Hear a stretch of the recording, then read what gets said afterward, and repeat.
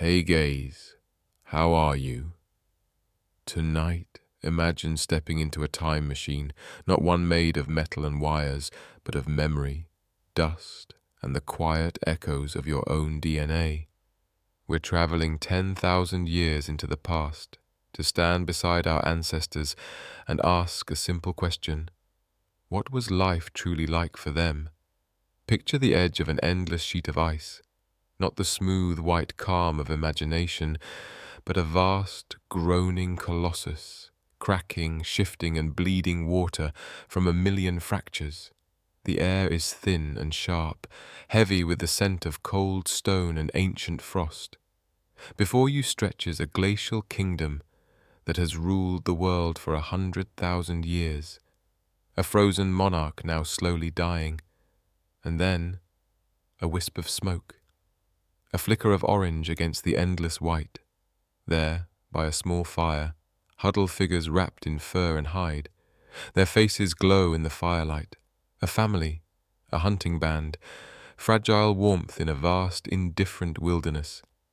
These are your distant ancestors, the humans who braved the great freeze and lived through change unlike anything humanity had ever known. For generations, they have endured the cold, hunted creatures of impossible size and watched the constellations shift above their heads. They have survived the longest winter our species has ever faced, only to awaken into a new and uncertain world. What can their lives tell us about who we are? How did they navigate a planet transforming beneath their feet? And as the ice withdrew and the forests crept northward, what new ideas, tools, and dangers came with the thaw? Thanks to centuries of study by archaeologists, geneticists, and climate scientists, we can now step into their world, to listen to the story carved in stone, bone, and ice. It's worth remembering.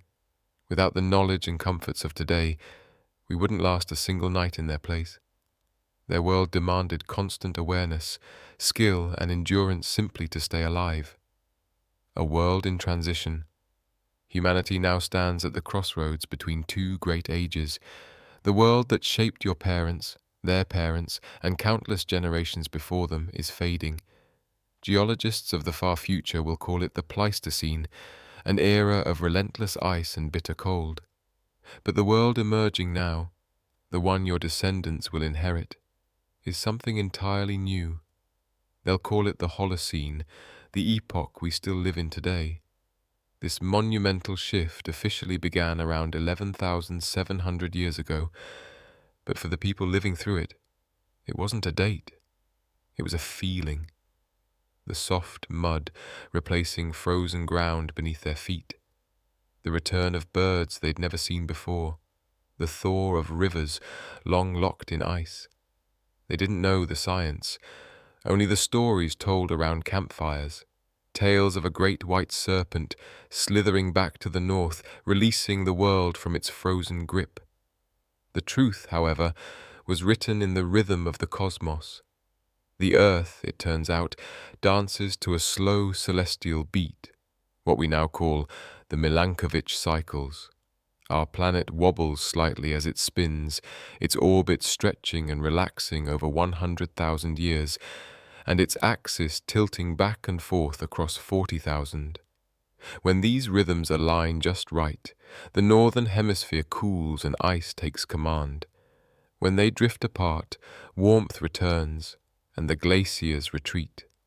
You are alive in one of those moments of return, a planetary awakening after deep slumber. The soundtrack of your life is melting ice. It's not gentle, it's thunderous. Cracks echo across valleys as walls of ancient ice collapse into roaring rivers and new lakes. Water surges across the land, carving fresh paths overnight. The air smells of wet earth, the scent of both decay and renewal. It is as if the planet itself is exhaling after holding its breath for millennia. But this warming has not been smooth. Not long ago, your grandparents might have spoken of the sudden return of deadly cold, a brief, brutal relapse we now call the Younger Dryas. For 1,000 years, the world plunged back toward glacial conditions, just as it seemed to be warming. a final vicious twist of the knife from the Ice Age's dying hand. That event reshaped early human life. Some scholars believe it was the shock that drove ancient peoples of the Near East to abandon hunting and gathering and take the first steps toward farming. Now, though, the cold is finally gone, the warmth is here to stay, and with it, humanity, thinly scattered across continents, stands on the brink of transformation. There are perhaps 5 million of your kind alive now, no more than the population of a single modern city. You live among a small clan, maybe 40 souls at most, knowing every stream, stone, and spirit in your territory. Beyond the horizon, others live and hunt, but you have no idea they exist. Your world is vast, yet impossibly small, and it is about to change forever. The rising flood. The warmth brings more than comfort. It brings a new kind of threat. Not claws or fangs, but something far more patient, relentless, and unstoppable. The water is rising, not just in the rivers, but from the great salt sea itself. You don't yet grasp the cause of this slow, unstoppable flood. It isn't rain. It's the dying breath of the ice, the ancient glaciers melting thousands of miles away, bleeding their frozen lifeblood into the oceans. Today, science has trapped that story in layers of ice cores and seafloor sediments, each a frozen record of catastrophe. They tell of ice sheets so vast they reshaped entire continents: the Laurentide in North America, the Fennoscandian over northern Europe, each more than 2 miles thick in places. As they decayed, they released a deluge so immense it defies imagination. Over a few thousand years, the melting of those giants raised the world's oceans by almost 400 feet. The height of a 40-story tower poured into every sea. For you, it isn't a number. It's life itself, a story etched across generations. Your great-grandmother once spoke of a grove of oaks where she gathered acorns, a full day's walk from the shoreline. For your mother, that same grove stood half-submerged, reachable only when the tide pulled back, its roots wrapped in seaweed. For you, it is gone entirely, a ghost forest sleeping beneath the waves. The coastline is a thief, stealing a little more of your world each year. You watch the sea swallow the land your ancestors hunted, and deep inside you know you'll soon have to move again, and again after that. Doggerland, a lost paradise. Your home lies in what is now the heart of northern Europe, a place erased from modern maps. We call it Doggerland, though you know it simply as home. Today, it's a muddy seabed beneath the North Sea, crowded with trawlers and oil rigs. But in your time, it's a boundless wilderness, a vast lowland plain that connects what will one day be Britain to the lands that will become Denmark and the Netherlands. Forget the image of a bleak land bridge. Your home is a European Serengeti. Great rivers, ancestors of the Thames and the Rhine, snake across the plains, feeding wetlands, lagoons, and shimmering estuaries. Forests of birch and pine break into open grasslands alive with movement. Herds of aurochs, towering wild cattle, graze the meadows. Red deer, elk, and wild boar prowl the woods. The rivers glitter with salmon, eels, and pike so dense they seem to turn the water into silver. It's some of the richest land on earth. Though you have no concept of wealth, or property, or even the idea of a planet. You belong to the Maglemosian people, masters of wood, bone, and water. You shape flint and antler into harpoons and arrows, weapons of precision and beauty. You carve canoes from tree trunks, sleek vessels that carry you along the waterways you know as intimately as your own hands. Your life flows with the seasons, semi-nomadic, always in rhythm with the land's generosity. But lately, you can feel the world closing in. The sea, once a distant provider, now feels like a hungry neighbor. The rivers near the coast taste faintly of salt. Each year, the storms bite further inland.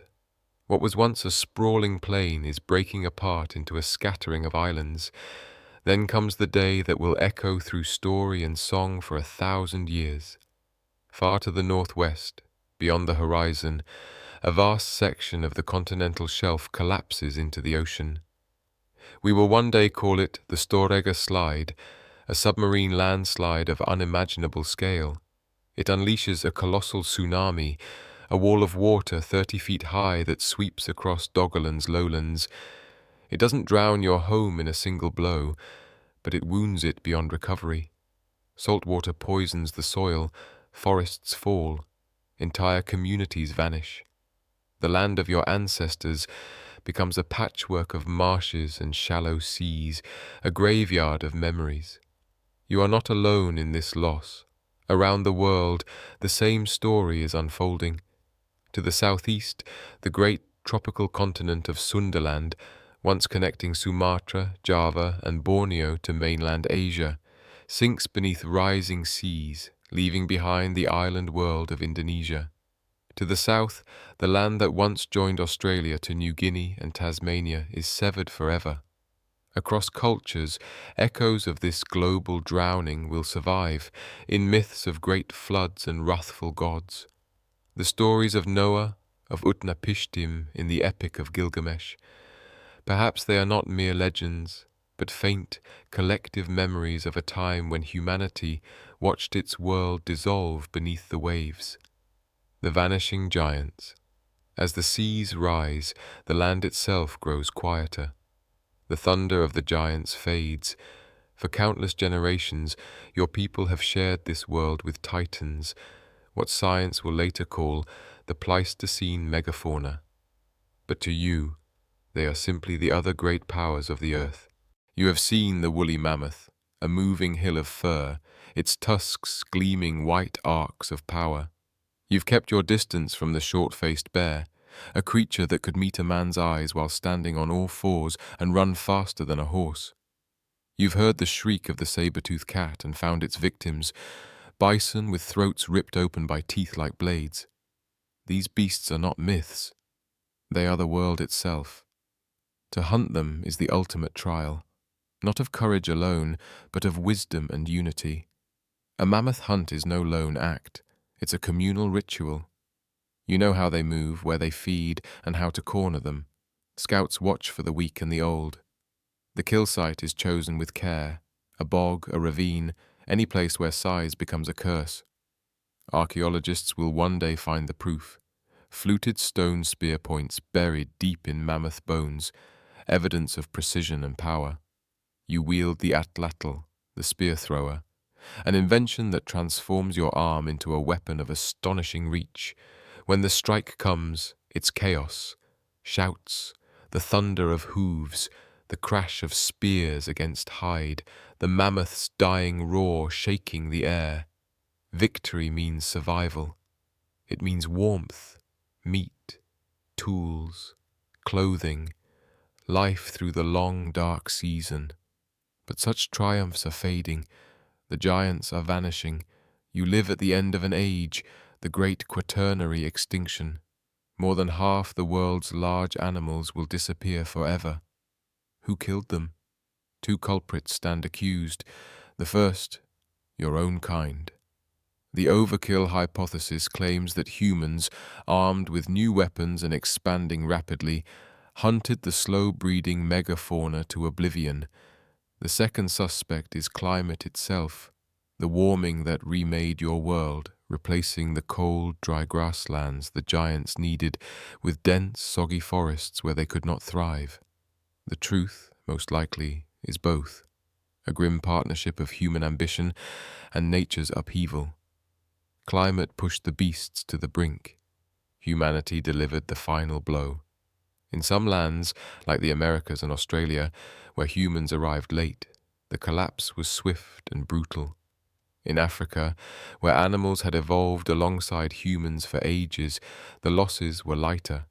There, the great beasts had already learned to fear the clever 2-legged hunter. For you, none of this matters in theory. You only know that the land grows emptier.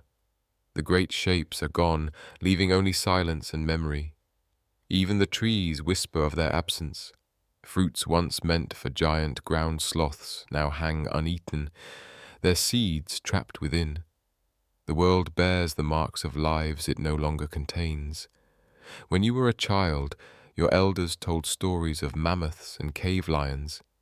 Now you tell those tales to your own children, and they already sound like myths. You find the bones bleaching in the sun, mammoth tusks, bison skulls, the ribs of forgotten titans, and build rituals around them. You honor them as spirits of an age now fading into legend. The world feels different now, still, empty. You walk in the quiet footprints of ghosts, the human animal, and now the gaze turns inward, to you. Who are you truly, this human of 10,000 years past? Strip away your hides and your tools, and you are us, Homo sapiens. Same body, same mind, same capacity for wonder and fear, yet your physical life could not be more different. Your bones tell the story, dense, thick, and etched with the marks of great muscle. You are built for endurance, smaller, yes, but stronger, faster, harder than almost any modern human.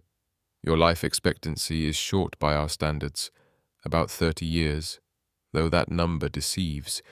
If you survive childhood and accident, you can live into your 60s or beyond, becoming the elder, the storyteller, the living memory of your clan. Your senses are tuned to a world we've long since forgotten. You live without the hum of machines, the glare of lights, the haze of exhaust. Your nights are deep and black, your days full of the sharp, clean sounds of nature. Your hearing can tell not only that something moves in the brush, but what it is. A deer stepping softly, unafraid. Your eyes, free from constant close focus, are always scanning the horizon, alive to every flicker of motion. And your sense of smell, it's not a curiosity, but a compass, a vital instrument for survival. The human mind and senses. The human senses were finely tuned instruments, honed over countless generations. Their hearing could detect the faintest rustle of a predator upwind, their eyes could spot subtle movements across the forest floor, and their noses could read the sky itself, predicting storms from the scent of the air. Cognitively, these people were our equals in every way. The brains inside their skulls held the same capacity for language, abstract thought, and complex problem-solving as a modern scientist or poet. By this time, the cognitive revolution had long ignited human creativity.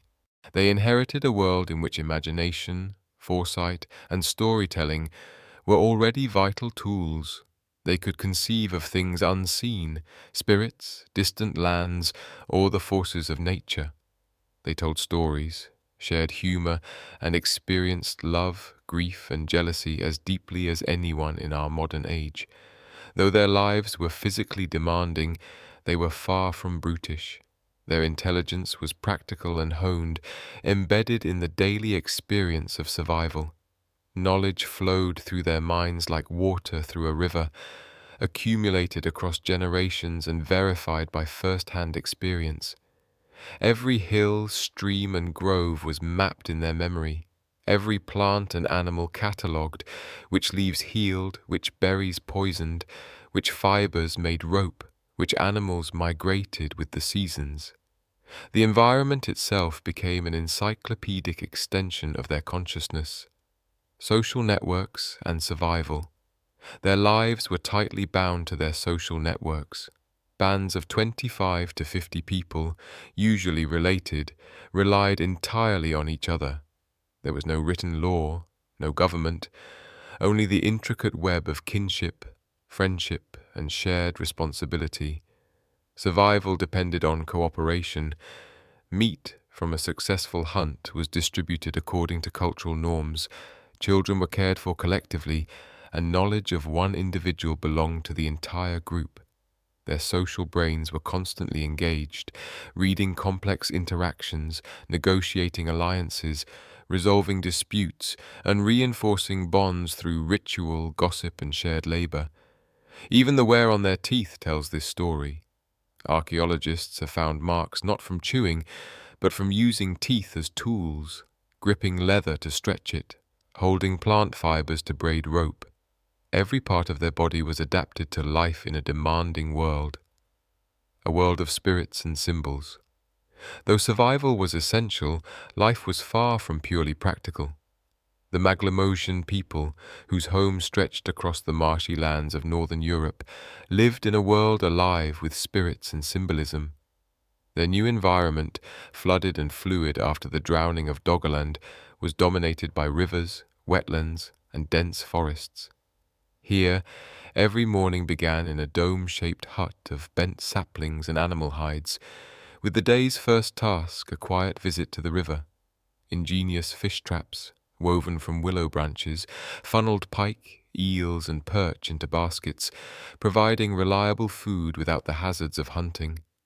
Dugout canoes, carved from oak or lime and hollowed with controlled fire, were indispensable tools, allowing them to travel, fish, and trade along the waterways. Their flint toolkits were masterpieces of Mesolithic ingenuity. Microliths, tiny razor-sharp bladelets, were set into bone or antler to make composite tools, barbed harpoons and arrows that were both precise and lethal. Archaeological evidence from Star Kar in Britain preserves this world with stunning clarity. Barbed harpoons, animal bones from red deer, elk, and aurochs. Wooden trackways across marshes and circular dwellings reveal a society perfectly attuned to a watery, ever-changing landscape. Their spiritual and symbolic life was equally sophisticated. They adorned themselves with amber pendants, carefully polished and drilled. Geometric patterns, chevrons, grids, and zigzags appeared on tools and antler, and the most remarkable artifacts were the red deer frontlets. These skulls, hollowed and perforated, were worn as ceremonial headdresses, likely by shamans seeking connection with the spirit world or blessings for the hunt. In their minds, the river, forest, and animals were alive, demanding respect and engagement. The South. Art and adaptation. Moving south, across what would become France toward the Pyrenees and the Mediterranean, a different climate shaped a new culture. Here, the Aurelian people thrived. The air was drier, the sun stronger, the forests pine-scented. They were heirs of the great Magdalenian artists, but their work was smaller, more personal, intimate. Where once cave walls had been covered in massive bison, horses, and mammoths, now pebbles from riverbeds were painted with abstract symbols in red ochre, dots, lines, chevrons, and crosses. These collections, arranged with care, may have been memory aids, ritual objects, or even proto-writing, but their meaning is now lost to us. Their survival remained practical, hunting red deer and ibex with bows and arrows, gathering nuts, roots, and even snails in great quantities, a reliable source of protein. Yet even this life was not free of danger. At a rock shelter in present-day Castellón, Spain, evidence shows organized lethal conflict. Two groups of archers depicted in combat, one defending high ground, the other advancing, arrows flying, bodies falling. This was not hunting. It was deliberate intergroup violence, a reminder that human life has always balanced survival, culture, and conflict.